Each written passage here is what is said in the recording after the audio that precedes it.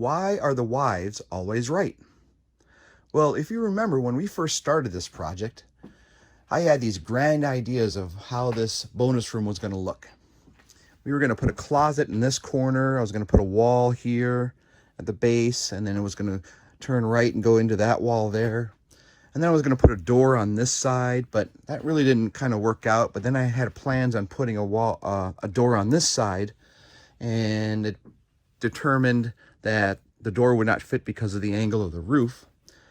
But we still played around a little bit, and we came up with an idea about putting a closet over here.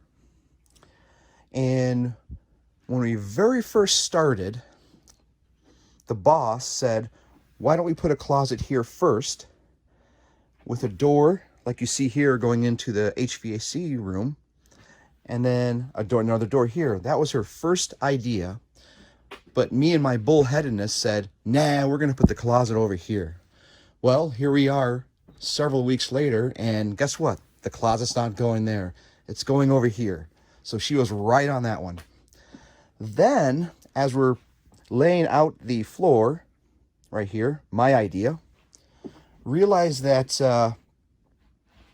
this was going to be a pretty good size.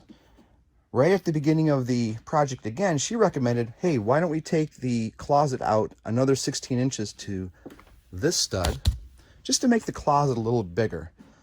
Me and my bullheadedness said, nope, we're going to keep it this size. Well, after looking at this today, I just realized that the closet's a little too small, and I asked the boss, maybe we should move the closet out 16 inches to here. She was right again. So why are the wives always right? That is the question. So we're going to add that to this project. And you will notice now, as from a previous video, look what we have there. We have a door going into the HVAC area. And I got to tell you, right now, this room is not only room temperature, but it's a little warmer than normal.